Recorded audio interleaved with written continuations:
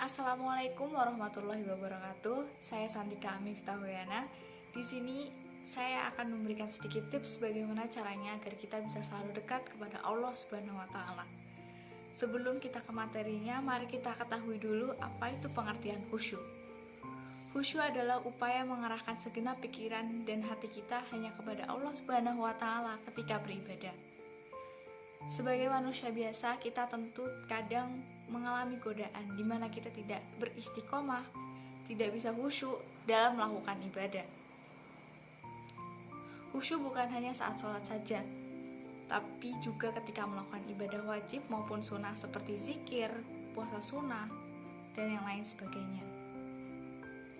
Ada beberapa alasan mengapa kita harus khusyuk dan istiqomah ketika beribadah, antara lain: yang pertama, orang yang sholatnya khusyuk dapat memperoleh kebahagiaan di dunia maupun di akhirat. Yang kedua, sholat khusyuk juga dapat memberikan ketenangan hati pada pelaksananya. Yang ketiga, sholat khusyuk juga dapat menghapus dosa-dosa kecil selama orang yang sholat tersebut tidak melakukan dosa yang besar. Dan yang keempat, sholat khusyuk juga dapat mencegah perbuatan keji dan mungkar. Berikut ini ada beberapa cara yang bisa kita terapkan dalam kehidupan sehari-hari untuk lebih dekat kepada Allah Subhanahu wa taala. Yang pertama, membaca Al-Qur'an. Membaca bukan hanya dengan membaca saja, namun juga dipraktikkan dalam kehidupan sehari-hari. Yang kedua, selalu mengingat kematian agar tidak tergiur kepada duniawi. Dunia memang penting, tapi kita juga harus ingat bahwa kita hanya ada di dunia ini sebentar dan di akhirat selamanya. Yang ketiga, berzikir dan jalankan ibadah sunnah.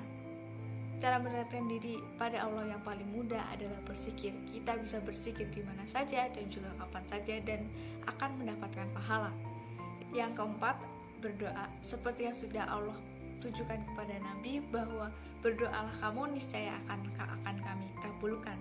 Maka tidak ada salahnya jika kita berdoa atas apa yang kita inginkan. Merupakan salah satu jalan agar kita semakin dekat kepada Allah Subhanahu wa taala. Yang kelima adalah menjauhi larangannya. Sebagai umat Allah Subhanahu wa taala, kita harus menjauhi larangannya seperti bermaksiat, mencuri, berbohong, dan yang lain sebagainya. Ingat, di dunia ini kita hanya sementara, jadi harus selalu istiqomah di jalan Allah Subhanahu wa taala. Terima kasih. Itu yang dapat saya sampaikan, semoga bermanfaat. Wassalamualaikum warahmatullahi wabarakatuh.